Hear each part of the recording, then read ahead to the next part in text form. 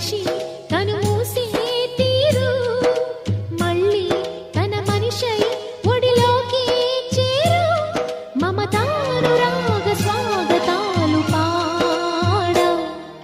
నవ్వు